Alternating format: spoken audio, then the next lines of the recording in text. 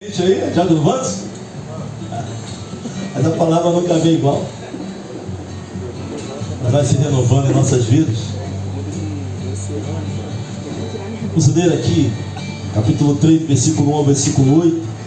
Eu peço sua atenção nesses momentos, esses minutos da sua atenção. Estamos no nosso propósito metanoia, mudança de mente, mudança de coração. E sem mudança de mente não há mudança de direção, não há conversão. Capítulo 3 vai dizer assim, e acompanha aqui, versículo 1.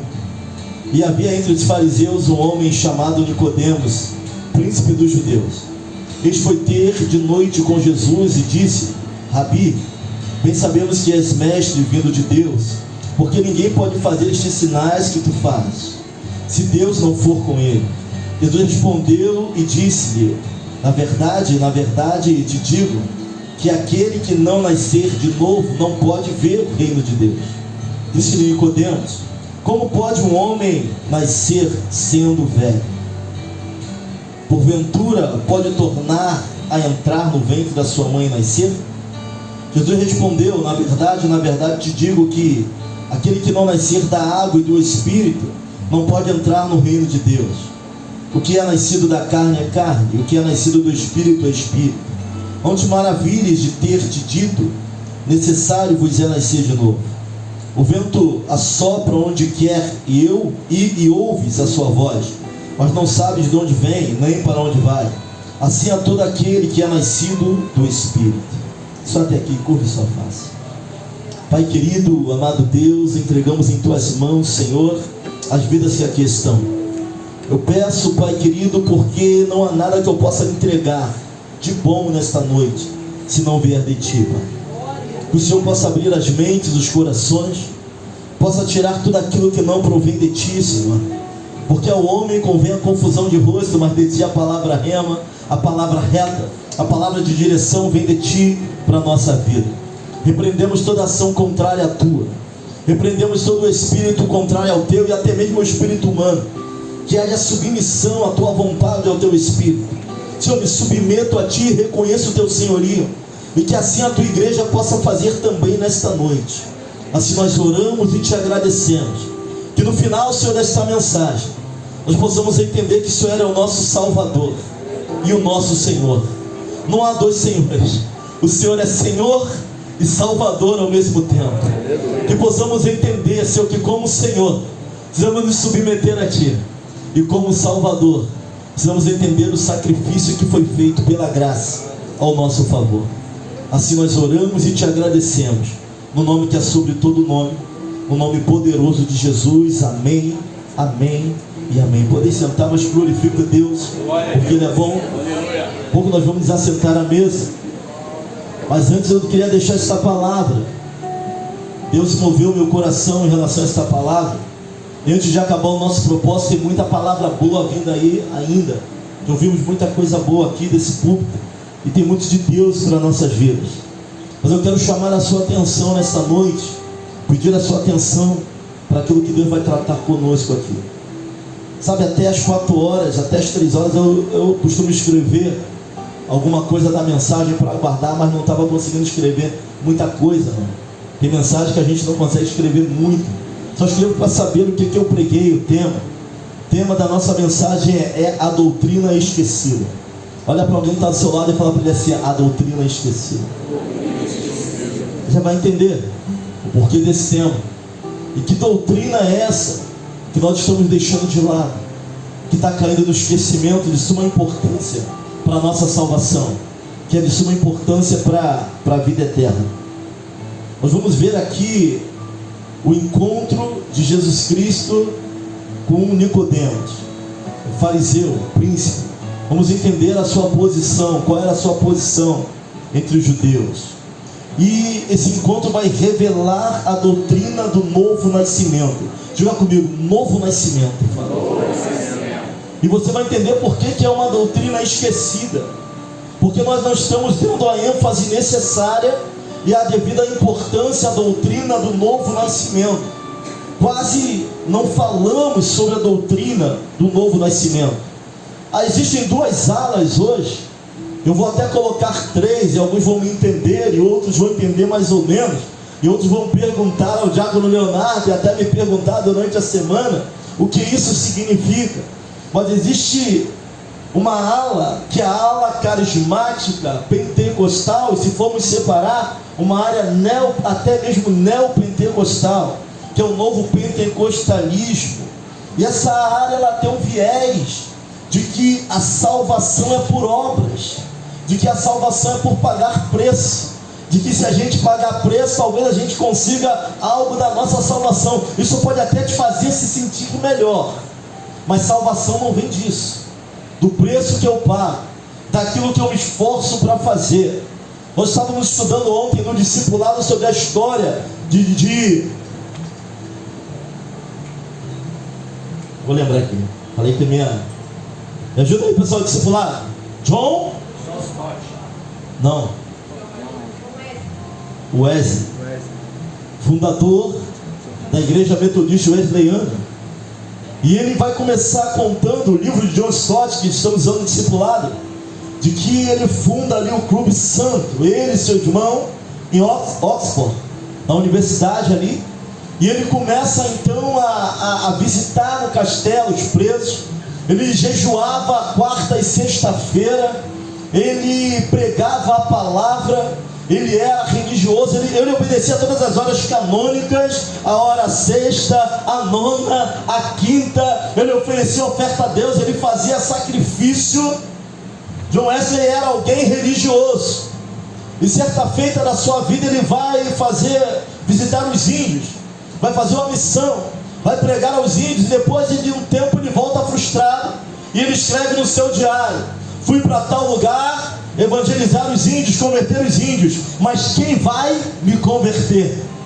Ele volta com um vazio muito grande, onde ele entende que todo o seu esforço, o seu sacrifício, o seu pagar preço, ele ainda não era convertido a Cristo. Então essa ala muitas das vezes vai fazer muito esforço, vai pagar muito preço, para tentar, às vezes para que venhamos a nos sentir melhor e até mais próximos de Deus. Mas entenda, salvação não é algo da terra, salvação é algo que vem do alto.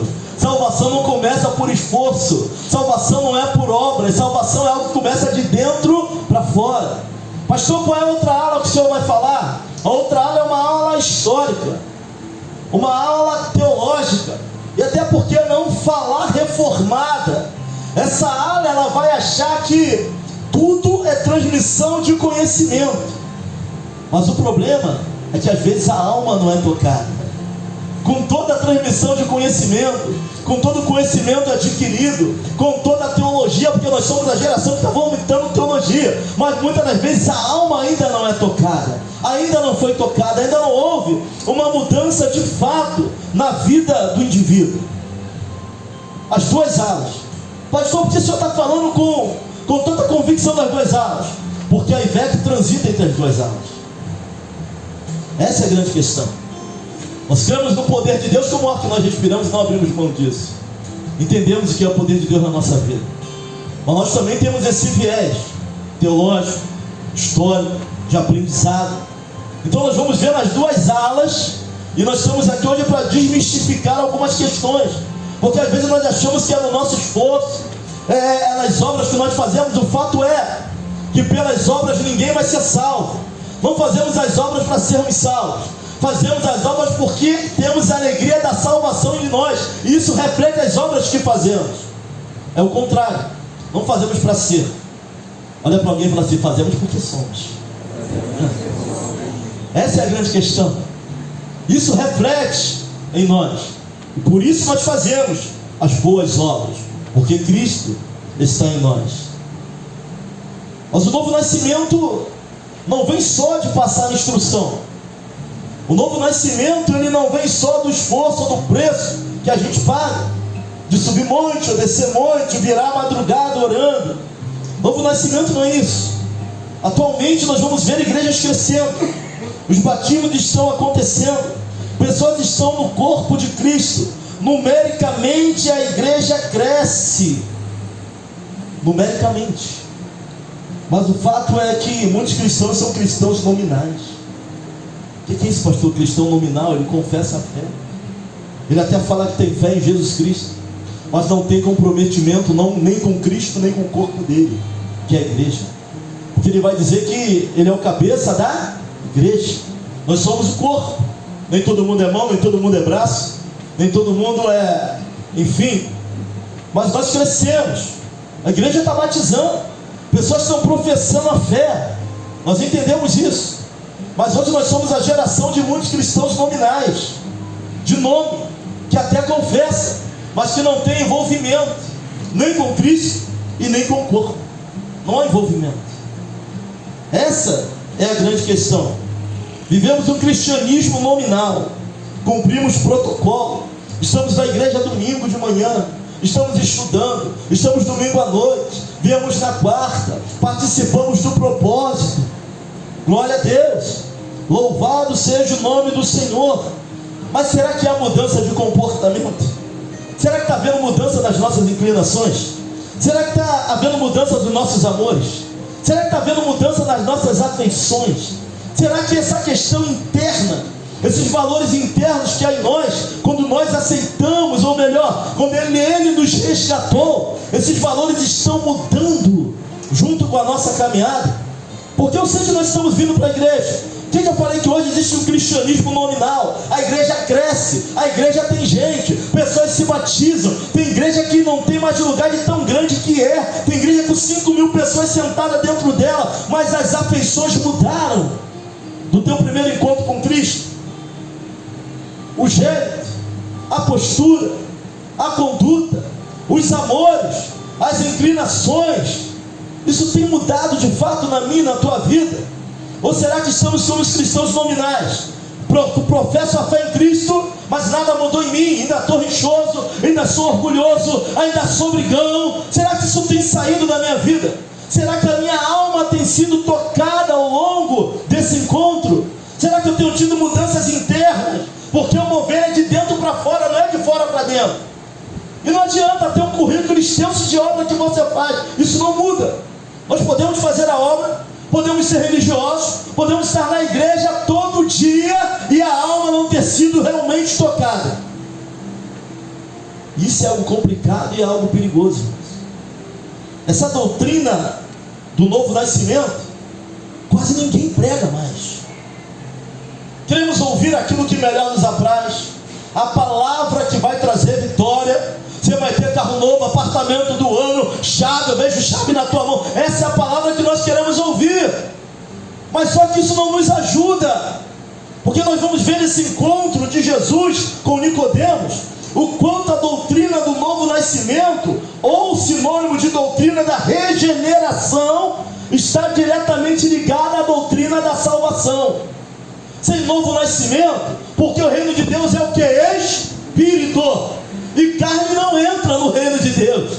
Jesus vai falar para Nicodemos que não nascer da água e do Espírito, que na versão original no grego, esse Espírito é nascer do alto, que não nascer da água e do alto não poderá herdar o reino de Deus. E agora complicou um pouco mais, porque nós vamos sempre começar a olhar para essa doutrina da regeneração. E a gente passa por cima desse negócio, dessa doutrina do novo nascimento. Não tem para onde correr disso. Vamos agora para o texto, vamos analisar aqui o texto. Ministério público de Jesus. Quem é que ia ter com Jesus? Os pobres, endividados, leprosos, os miseráveis, miserentos, pessoas sem rumo. Ministério público. São as pessoas que iriam sempre ter com Jesus. Mas o capítulo 3, versículo 1 vai dizer que havia entre os fariseus um homem chamado Nicodemos, príncipe dos judeus. Quando essa palavra príncipe não tem a ver com monarquia, é príncipe porque ele tinha um papel, um cargo, como é que eu vou dizer? Se destacava, de autoridade, de destaque. Primeiro, segundo o historiador Flávio Josefo, ele vai dizer o seguinte, que ele era fariseu. Pastor, o que eram os fariseus? Os fariseus eram uma casta dos intérpretes da lei. Os fariseus, eles tinham um voto onde eles juravam viver para a lei e interpretar as leis. De tudo da lei ele fazia um comentário. Eram, não sei, muitos comentários sobre a lei. Às vezes eles deixavam a lei de lado para trabalhar um comentário. Por exemplo, ao sábado a mulher não podia olhar no espelho, porque se tivesse o cabelo branco ela ia arrancar, e arrancar o cabelo branco era trabalhar. E era proibido o trabalho ao sábado. Só que a mulher, ela tinha que botar o véu, e para botar o véu ela tinha que dar um nó no cabelo. Só que atar o nó também era trabalho, era proibido. Então ele fazia uma teologia, uma narrativa para ela poder atar o nó que não fosse o trabalho. Olha que loucura! Tamanho era o zelo deles na lei. Esse era o fariseu, a casta de intérpretes da lei. Hoje nós falamos assim, deixa de ser fariseu, no intuito de o quê? De não viver aquilo que fala, mas farisaísmo não era isso. Alguns viviam muito isso, na maioria das vezes, mas na íntegra não era isso. Era o intérprete da lei, alguém que interpretava a lei, zelosos naquilo que faziam, separatista no sentido ritualístico, nos ritos, nas tradições, eles eram muito separados. Esse era Nicodemos, mas vai dizer que ele também era príncipe no sentido de autoridade, e alguns historiadores vão dizer que ele era membro do Sinédrio. Meus irmãos, Flávio José vai dizer que o fariseu era uma casta tão fechada que em toda a nação só tinha 6.000, em toda a nação, não era todo mundo não, que conseguia entrar, fazia o voto para fariseu. E ele ainda pertencia a uma casta mais restrita ainda, que era do Sinédrio, que era 70 mais um, que era o sumo sacerdote. Pastor, que era o Sinédrio? O Sinédrio eram os juízes do Supremo Tribunal dos Judeus, que julgavam tudo que acontecia entre os judeus.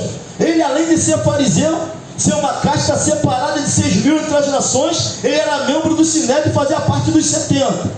Olha para alguém e fala assim, esse era Nicodemos, falei. Mas a Bíblia vai nos relatar no versículo 2, este foi ter a noite com Jesus. Ele vai à noite, por que ele não vai de dia? E aqui a Bíblia ela não vai falar, não vai ser clara, mas nos dá a entender que ele não queria ser visto, que ele vai à noite falar com Jesus. Ele poderia ter ido de dia, mas pelo cargo, pela capa, por aquilo que somos, às vezes a gente não quer descer para falar com Jesus. O que vão pensar de mim? O que vão achar de mim? Vão achar fraqueza em mim? Vão querer me julgar? Olha para alguém e fala assim, ó, tu tem que ir ter com Jesus rápido, meu irmão. À noite. Seja de noite, seja de dia, seja de tarde. Pastor, sou tímido, eu não tenho coragem de levantar as mãos, não importa como, mas entenda, vai ter com Jesus o quanto antes. Ele vai à noite. E amanhã se vai ser fruta lá no negócio, não vai dar bom, né, amanhã. Ele vai à noite ter com Jesus. Não queria ser visto. E o termo que ele vai usar, Rabi. Bem sabemos que és mestre vindo de Deus, porque ninguém pode fazer estes sinais que tu fazes se Deus não for com ele. Ele vai chamar Jesus de mestre. Ele já chega chamando Jesus de mestre, que nos leva a crer também que ele ouviu algum sermão de Jesus. Jesus, onde passava, ele pregava que Deus já estava agindo no coração de Nicodemos, mas até então ele não sabe que Jesus é Deus. Ele vai falar mestre, rabi, ou seja, alguém que ensina, alguém que é usado por Deus nos milagres, mas ele não entende que Jesus era o próprio Deus encarnado. Isso vai nos levar a crer o quê? Que havia simpatia. Jesus chamou a atenção de Nicodemos, mas ele ainda não sabia de fato com quem ele estava lidando. Não sabia. Vai dizer no versículo ainda, Jesus respondeu e disse, na verdade te digo que aquele que não nascer de novo não pode ver o reino de Deus. Ele em momento nenhum pergunta a Jesus sobre o reino, em momento nenhum. Ele vai falar rabi, ele vai confirmar, tu és mestre, tu és usado pelos sinais. Mas Jesus antecipando a dúvida do seu coração, olha para alguém e fala assim, por que Nicodemos procura Jesus? Porque em Nicodemos havia um vazio, irmãos, a respeito do reino e da sua própria salvação. Sabe, com todo o currículo de Nicodemos, com tudo aquilo que ele era, com todo o seu entendimento, havia um vazio em Nicodemos sobre o reino, sobre salvação. Tanto é verdade que ele não vai desconversar. Ele começa a falar: Jesus, tu és mestre. Jesus vai falar assim, Jesus já vai entrar rasgando, porque ele conhece as dúvidas da nossa alma. Não adianta querer se esconder, ele te conhece, ele te sonda, ele me sonda. O Espírito Santo nos sonda por detrás e por diante. Não adianta querer esconder dele, ele sabe aquilo que eu penso, ele sabe as suas dúvidas, ele sabe os seus medos e as suas feridas, até aquela que você não quer que se cure. Ele sabe. Ele vai antecipar a dúvida que está no coração de Nicodemos. Jesus vai responder.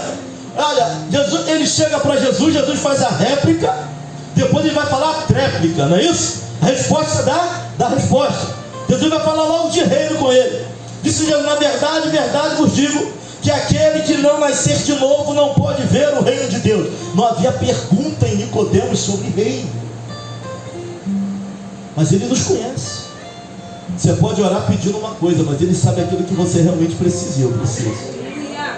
Sabe, Nicodemos, com todo o seu currículo, com tudo aquilo que ele tinha, eu vou te dizer, ele ainda era muito rico, porque no capítulo 19, versículo 38 ao versículo 39 de João também, vai dizer o seguinte, vai dizer assim, ó: depois disso José de Arimateia, o que era discípulo de Jesus, mas oculto por medo, sabe, aquele discípulo de longe, aquele que acompanhava, esse era José de Arimateia. Jesus já havia sido morto, crucificado, e vai dizer assim, ó: por medo, rogou a Pilatos que lhe permitisse tirar o corpo de Jesus, e Pilatos lhe permitiu. Então foi e tirou o corpo de Jesus. E foi também Nicodemos, aquele que anteriormente se dirigia de noite a Jesus, levando quase 100 libras de um composto de mirra e aloés. Mirra e aloés eram ervas caríssimas. Os judeus, diferente dos egípcios, não embalsamavam seus mortos, mas eles usavam especiarias e ervas para tentar atrasar o estado de decomposição do corpo. Para comprar essa quantidade tinha que ser alguém muito rico. Então, além dele ser fariseu, além dele ser membro do Sinédrio, ele era alguém milionário, que tinha muito dinheiro. Mas com tudo que ele tinha, havia um peso na cabeça de Nicodemos sobre a sua própria salvação. Era um homem que levava a culpa, era um homem que fazia obra, era um homem religioso, era um homem que olhava os ritos, era um homem que obedecia, era um homem que não trabalhava no sábado, era um intérprete da lei, era um intérprete da palavra, mas havia um vazio no coração de Nicodemos. E eu fico perplexo com essa dúvida dele. Sabe por quê? A dúvida que ele tem era para que nós estivéssemos preocupados com ela. Pastor, eu prego a palavra, eu faço a obra, eu evangelizo, eu estou na igreja, mas a questão é como está a tua alma diante do Senhor. Se partirmos amanhã, tu tens certeza para onde tu vai? Se Jesus voltasse hoje, quais são as dúvidas da tua alma em relação à tua salvação? Tem gente muito preocupada em trabalhar muito, em ter muito nessa terra, mas como está a tua alma em relação ao Rei, em relação àquilo que não é físico, em relação àquilo que não é material? Tem gente querendo juntar tesouro nessa terra. Glória a Deus, quer trabalhar, tudo bem, mas onde está o teu coração? Aí está o teu tesouro. Essa é a grande questão. Enquanto ele era rico, está preocupado com salvação, como que está a vida do cristão? Como é que está a tua vida, a tua alma em relação à salvação? Pastor, eu passo por muita guerra. Tudo bem, tu passa por luta, mas como está a tua alma em relação à salvação? Pastor, minha família ainda não veio para Jesus, mas como está a tua alma em relação à salvação? Pastor, eu estou com uma carga emocional muito grande, eu estou em depressão, eu estou deprimido, mas como está a tua alma em relação à salvação? Salvação é do que transcende, vai além daquilo que vivemos nesse mundo, vai além daquilo que sentimos. Sabe, aquele fariseu tinha uma preocupação, tinha um vazio no seu coração de como ele seria salvo. Ele quer saber de Jesus, se ele era salvo ou não. Essa é a questão. Com todas as suas obras, Jesus já vai chegar rasgando, sem conversa. Ele vai perguntar uma coisa, vai ouvir outra. Mas sabe o que ele vai dizer? Versículo 4: disse Nicodemos: como pode um homem nascer sendo velho? Ele vai jogar o argumento a um absurdo, para tentar entender o que Jesus estava falando. Ele vai pegar, porque ele era um doutor, ele vai pegar o argumento e vai resumir a um absurdo, para tentar ainda entender o que Jesus Jesus estava falando com ele. Ele vai dizer, disse-lhe Nicodemos: como pode um homem nascer sendo velho? Porventura pode tornar a entrar no ventre da sua mãe e nascer? Ele vai pegar o argumento e vai jogar, reduzir um absurdo, para tentar entender o que Jesus estava falando. Jesus vai falar para ele assim, ó: o que é nascido da carne é carne, e o que é nascido do Espírito é Espírito. Aqui Jesus vai separar. Quem é carne, que é nascido da carne é carne. Vai falar que ele tem que nascer de novo. E o que é nascido do Espírito é Espírito. Não te maravilhes de ter dito: necessário vos é nascer de novo? Aqui não é uma pergunta, é uma afirmação. Sabe o que é nascer de novo? O vento assopra onde quer, ouves a sua voz, mas não sabes de onde vem, nem para onde vai. Assim é todo aquele que é nascido do Espírito. Quem é nascido do Espírito é guiado pelo Espírito, é mandado pelo Espírito, é parado pelo Espírito, é enviado pelo Espírito. Aquele que é nascido de Deus não manda mais na sua própria vida, é o Espírito quem guia. E ele entende e se submete. Novo nascimento. E o Espírito sopra e ele vem, e sopra de novo e ele vai, e manda e ele fala, não manda e ele se cala. O Espírito é quem sopra, é quem coordena. Jesus continua dando uma aula para o doutor da lei. Versículo 9. Nicodemos respondeu e disse: como pode ser isto? Depois de ter resumido o argumento de Jesus, há algo absurdo para poder entender. Jesus vai falar para ele. Jesus respondeu e disse: tu és mestre de Israel, não sabes isso? Na verdade vos digo, e nós dizemos o que sabemos, testificamos o que vimos, e não aceiteis o nosso testemunho. Jesus vai dizer para Nicodemos que é necessário nascer da água, mas também do Espírito. Nicodemos sabia qual era o rito de purificação. Ele era fariseu. Rito de purificação através da água. Ele sabia disso. Jesus está falando para ele: cumpra o rito, mas nasça do alto. Faça a sua parte, mas nasça de Deus. Cumpra o rito do batismo, mas que a tua alma tem que ser tocada. Você tem que ser tocado. Você pode até cumprir os ritos, você pode até fazer o que nós chamamos de pagar preço, mas tem que nascer de Cristo. Desce nas águas, mas nasce do alto. Versão original do grego: nasça das águas, mas nasça do Espírito. Seja tocado. Salvação não é algo que vem do homem, salvação não é algo que vem da terra. E ele vai dizer que aquele que não nascer da água, cumpra o rito, se batize, faça confissão pública de que quer viver como nova criatura. Mas aquele que não nascer da água tem que fazer o rito, e do Espírito, do alto, não poderá herdar o reino de Deus. Se não nascer de novo, não tem salvação, porque o reino não é carne, o reino é Espírito. E para isso tem que nascer de novo. Falei que é uma doutrina esquecida. Falei que quase ninguém mais prega isso, mas não damos a devida atenção à doutrina do novo nascimento. No tocante, é necessário nascer de novo. No tocante, é necessário mudar o rumo. Sabe o que é nascer de novo, irmãos? É você amar o que odiava e passar a odiar aquilo que amava. Eu odiava as leis do Senhor, odiava andar certo. Hoje eu amo obedecer ao meu Deus. Hoje eu odeio o que eu fazia. Sabe, nascer de novo é uma inversão de valores dentro de nós. Era rixoso, vai deixar de ser. Era brigão, vai deixar de... Não é só deixar de fazer, é odiar o que fazia. É diferente. Nossos amores mudam, nossas afeições mudam. Tem gente que até desceu na água, mas os amores não mudaram, as afeições não mudaram. Continuam seduzidos pelas metodologias do mundo, pelos métodos do mundo, por aquilo que o mundo está ditando. Continuam seguindo as regras do mundo. É cristão no domingo, anda com a Bíblia debaixo do braço, mas no comportamento é pagão. Naquilo que sai da boca é pagão. Aquele que nasceu de novo, vai haver uma mudança no seu coração, na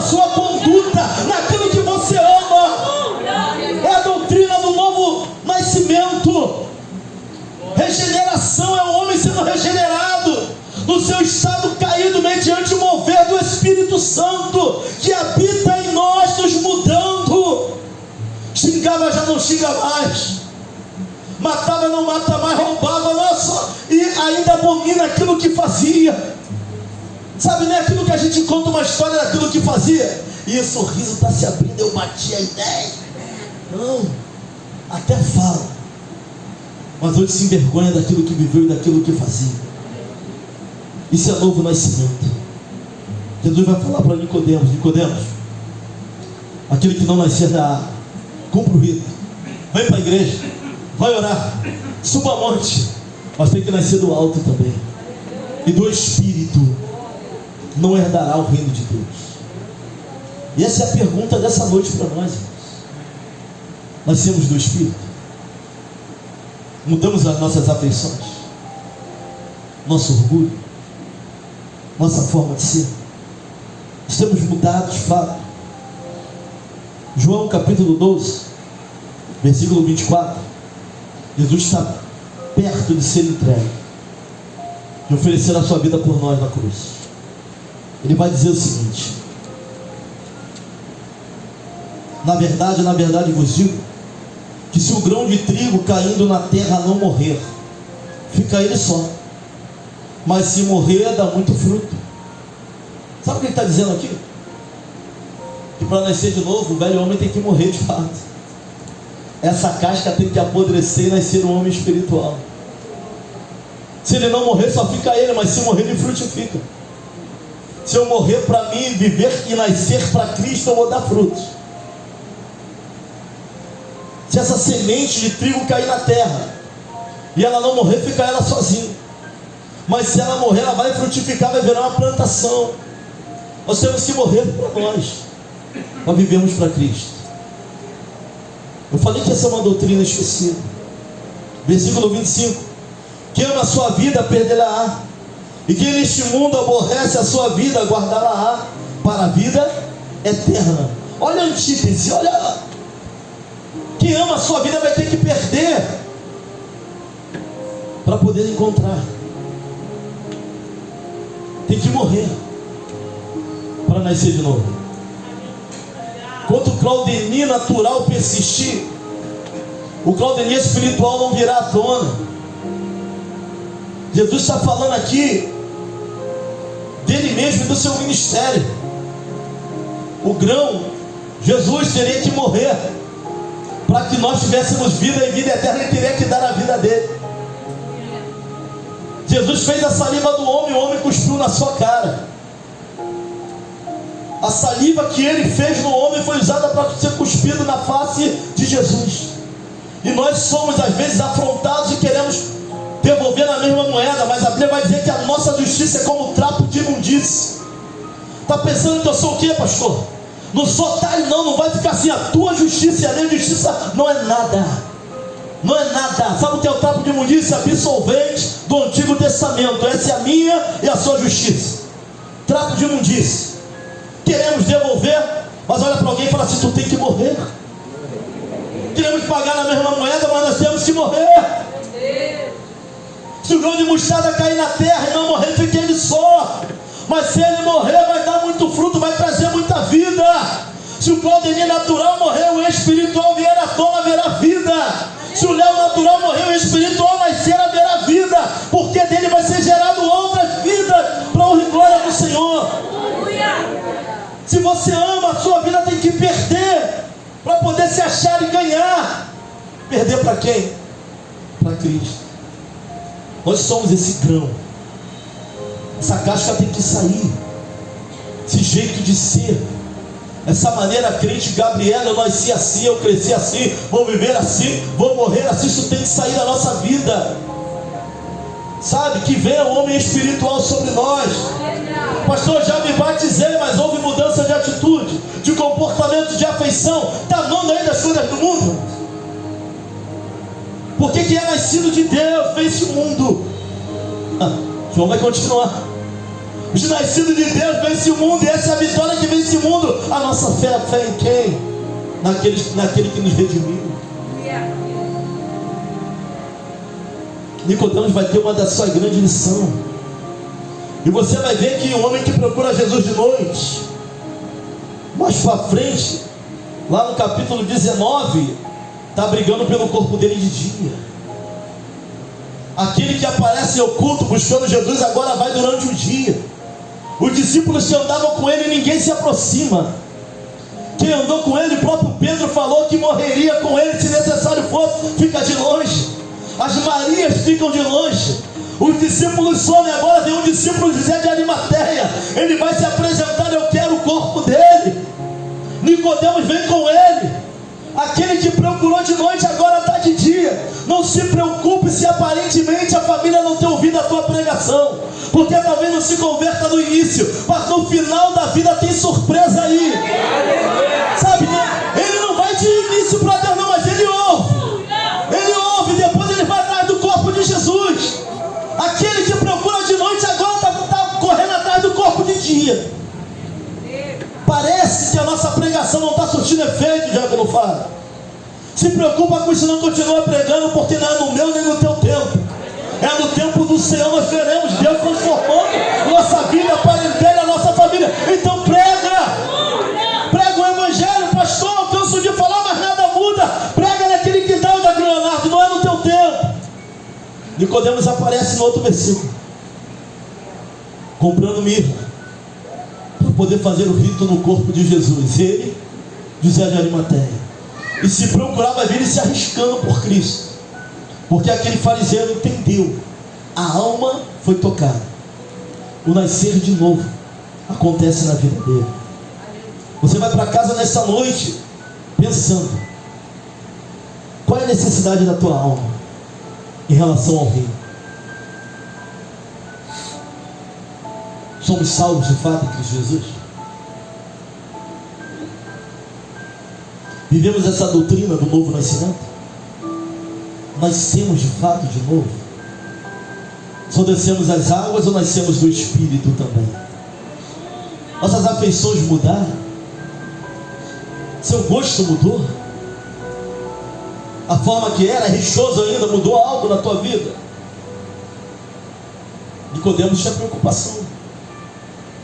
E ele vai entender que se a doutrina do novo nascimento, como você receberia essa resposta de Jesus? Sabe o que Jesus vai falar para ele? Você não está pronto para ir para o reino.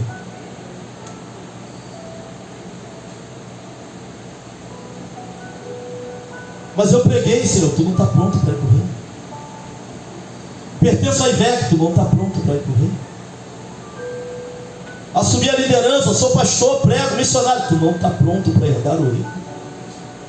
Como você receberia essa notícia de Jesus?